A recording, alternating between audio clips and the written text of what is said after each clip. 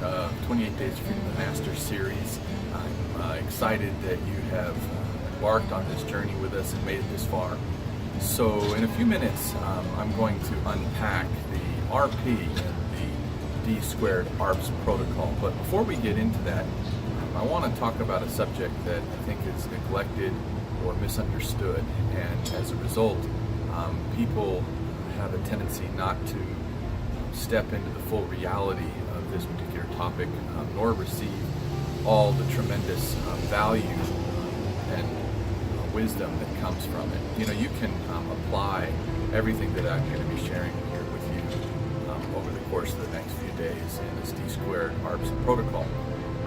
Sort of similar to a cell phone, right? You can use the cell phone and enjoy some of the benefits, but eventually what happens is the cell phone runs out of power and you've got to plug it in. And there's a lot of things that we do in life that use up our life, right? A lot of things that we do, some of them work, some of them don't, but what ends up happening is no matter how much success we enjoy, no matter how much we achieve or accomplish, it falls short, leaves us empty, doesn't satisfy, because the reality is that we're living an illusion. You know, I'm here in San Diego and you can hear the sounds of the city below me, and what you really have are people running to and fro trying to satisfy something in their life. Many are striving to reach the next level or fulfill that drive that they have. Some of them are just going through the motions, having to take care of family or responsibility. Not that there's anything wrong with that, but they're empty on the inside. And like I said, you can learn all these things that I'm going to share. You can apply them to your life. You'll achieve some level of results and happiness, but you're not going to be truly satisfied, because freedom is not what we think. It's not the attainment of some goal. It's not the realization of some dream. And while for a moment it's enjoyable, it's not lasting. It's not permanently fulfilling. It's like a fix, right? A drug. We have to have our next fix. I was just in Reno, and the driver of the van was telling me how he loves to do helicopter skiing, but he literally said, you know, it's an expensive drug. He realized that it was a drug he never satisfied. It cost him something like $1,200 each time he went, and that's a lot of money for someone that's driving a van. They can only make so much income. But he acknowledged the fact that it was a drug, and much of what we do in life, whether it's entertaining ourselves or going out to eat, or some people do drugs and other activities that aren't necessarily beneficial for the human condition, after that fix has tapered off, after its effects have vaporized away like perfume. You can smell it, it's there for a moment, and it vanishes. Once it's gone, they need another fix. And the reason for that is that we have been made incomplete for a reason. And that reason is Jesus Christ. As I told you in video one, I used to work for and travel with some of the biggest names in the success industry, and I had a huge void in my life. I wanted to be accepted, I wanted to be loved, I wanted to be appreciated, and I thought that if I obtained this level of success, if I made the money, or if I got the recognition from all those I was speaking to, that I would feel complete, I'd feel satisfied, and I didn't. I was still hurting and wounded and establishing all kinds of other goals to achieve in hopes that I would reach that ultimate place of confidence, of peace, of joy, of contentment, and it didn't happen. It didn't happen at all, actually, and it further drove me deeper into all kinds of activity to try to satisfy, and it couldn't. And it wasn't until one day I was doing a presentation. I was in Hawaii, and I was doing a presentation, pre-sales presentation for a Jim Rohn seminar, and as I was talking to this group of car salespeople and giving my little 30 days, or three, what was it called? It was a little presentation I did for Jim Rohn. called How to Have Your Best Year Ever. And I was giving this presentation, and this guy was taking massive notes. And I was thinking to myself, I'm really hot today, or this guy is totally nuts, because I didn't feel I had that much material to present. But after the little mini workshop, the guy came up to me and said, I need to talk to you. Long story short, it was part of a journey that helped me realize that the fullness of life I was looking for, the peace, the joy, the happiness, the acceptance, the love, the approval, was not going to be found in all of this material stuff, all of this dream life stuff. It was going to be found in a personal, intimate, deep relationship with Yeshua HaMashiach, Jesus Christ as we know him. And until I was ready in my heart to make that decision, I was led through a lot of pain and a lot of suffering until one day he knocked on my heart, and I realized then that I needed to have someone of divine authority lead me through the path and in life to make the kind of decisions that would make me content. And so what ended up happening was one day I had this overwhelming desire to be baptized. I can't explain it to you, but I knew I needed to make a change in my life. And I just remember getting down on my birthday suit in the middle of the night with a glass of water, and I basically said, Lord, I'm screwing my life up. I'm not making the decisions I need to be making. I'm not living. I'm empty. I need your help. I need you to be my Lord. Would you come into my heart? Would you lead me? Would you become my boss, sort of in a modern day vernacular? And I asked him into my life, and that next day, the peace that I experienced, the love I experienced, surpassed all understanding of what I thought life was going to be like. And there was a fullness like nothing I had ever experienced before in my life, and it was incredible. And the journey in my life, the adventure, truly began that day. I want to encourage you, if you haven't already done so, to make a decision to include God into your life. I know there's a lot of different religions out there. There's a lot of different viewpoints. The reality is that this life that we live right now is never going to satisfy until we allow ourselves to step into a relationship with Jesus. And the reason is because in our life there's always going to be something that, if you use the word Lord, right, there's always going to be something that rules over your life. Whether it's our own selfish desires, whether it's an employer, we're never truly free in our hearts and in our lives.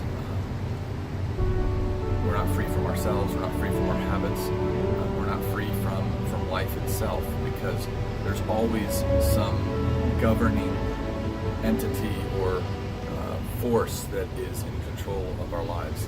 There's a scripture that said, where Jesus said, I am the truth, the way, and the life. No one comes to the Father but through me.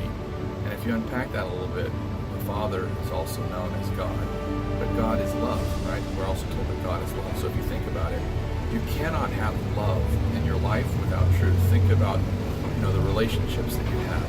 How can that relationship foster and grow and develop if there's not truth in the relationship? How can there be love that is cultivated and nourished and nurtured without truth? You can't have love without truth. And so what Jesus is saying is that he was the embodiment of God. He was the fullness of who he was. And so he was saying, look, you can't have love if you don't come through truth. You can't experience the fullness of God if you don't come through the way that I'm trying to show you.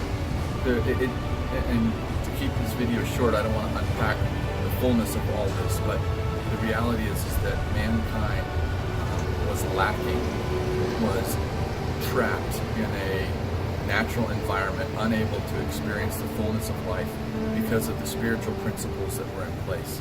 The laws that govern all of creation dictated that if we did not live correctly, if we did not follow those laws, those principles, we wouldn't have life. And I remember one day I was sitting and I was meditating on a particular subject, and I was asking God, I said, I don't understand, what's this, concept of hell? I don't get it. And all of a sudden I had this vision of a fish swimming in the water, and God began to say, look, when I created life for that fish, everything that it needs to live abundantly is there in the water. And so long as it lives in that water, it enjoys the fullness of the life I created for it. And because I knew what that fish needed to live abundantly. But if the fish chooses to jump out of the water, it can't survive. It can't live outside of that environment. And likewise, the universe and all of creation had a set of governing laws that were created for the fullness of our life, the completeness of our life. And so long as we live according to those ways, we have full, abundant life. The problem is when we live contrary to those ways, when we violate those laws.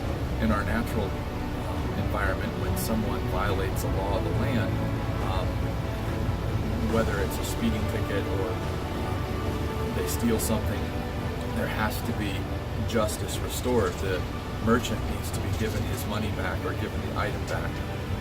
The person with a speeding ticket needs to get a ticket because they violated a law. It's a natural governing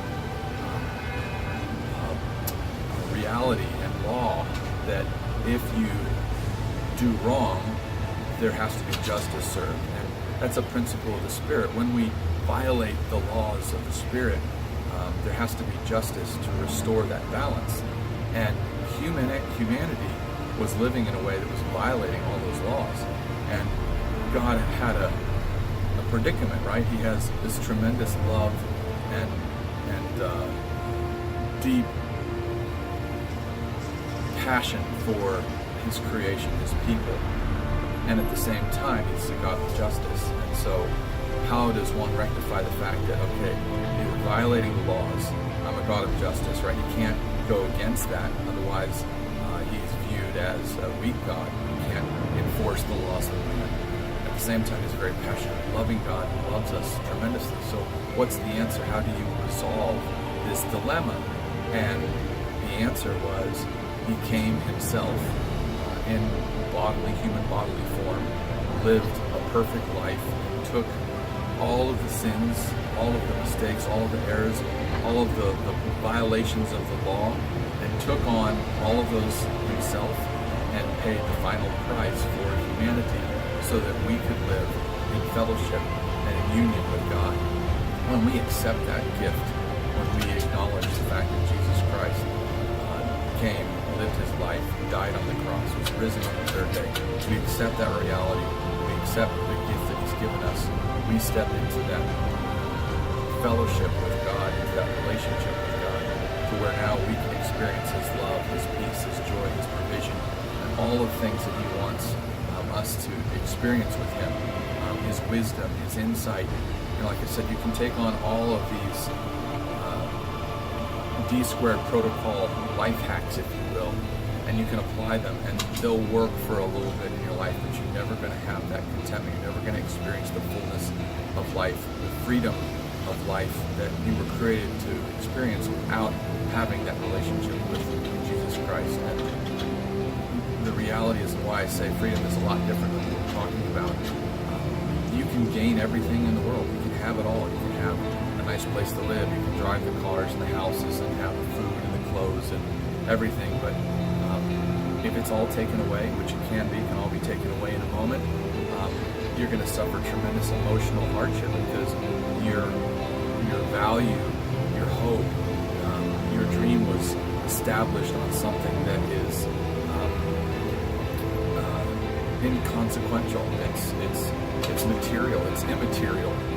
All these things, and so true freedom comes, and no matter what your circumstances are, no matter where you are in life, no matter what you're facing, what you're going through, the challenge that you are experiencing, you can experience freedom right now just simply by accepting Jesus Christ. And so if you've never done so, I want to encourage you to take a moment and just close your eyes, shut out the noise of the city, and just in your own words,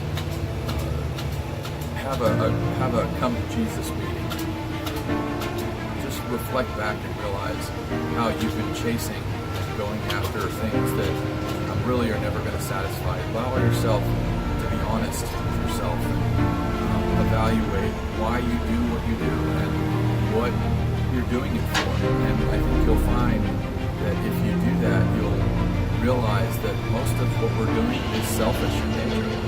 It's to try to satisfy some illusionary dream that in reality is never going to satisfy.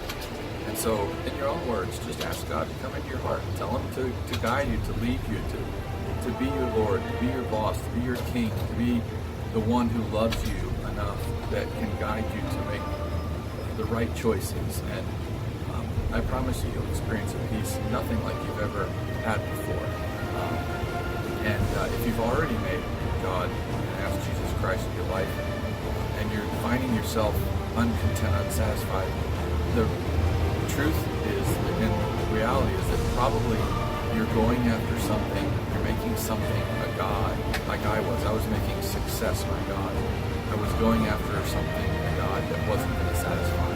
Yeah, I had God in my life, I had Jesus in my life, but I was going after something out there instead of realizing that all that I wanted was right in here. As Jesus said, the kingdom of heaven is within us. Everything that we long for, everything that we yearn for is right inside. It's Him, and it's Him alone, nothing else. Nothing else will satisfy. Having that intimate, close fellowship, daily relational fellowship with God, Jesus Christ, is what is going to bring the fullness and the peace and the joy. It's not going to be going after money. It's not going to be going after success. It's not going to be going after some ultimate lifestyle dream that's out there. The lifestyle dream I'm talking about is found right in here. Because once you embark on that journey, all of this out here is not going to matter. It doesn't matter whether you abase or abound. It doesn't matter whether you prosper or you suffer need. Your contentment and peace is going to be here, and you'll have that always. The only time you lose it is when you forget that the life that you want is in here, and you start looking outside again, thinking that if I could just achieve that, I'd be happy. If I could just retrieve this result or get that thing or enjoy this experience, I'll be happy. Not to say you can't necessarily enjoy things, but they're temporary. They're not eternal in value. So, there you have it. This is truly the essential success factor, is accepting Jesus Christ, asking Him into your life. Without it, you're not going to experience the fullness of life. Yeah, like I said, this D-squared protocol will help a little bit, but the fullness is not going to be there for you. So, there you have it. I want to encourage you to ask Jesus into your life if you haven't already done so.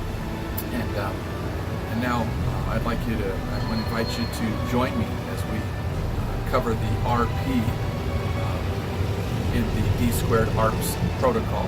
And just follow the videos below, and I'll look forward to seeing you on day 4. Talk to you soon, and have a great day. God bless you. Love you. And remember your journey onward and upward. Bye-bye.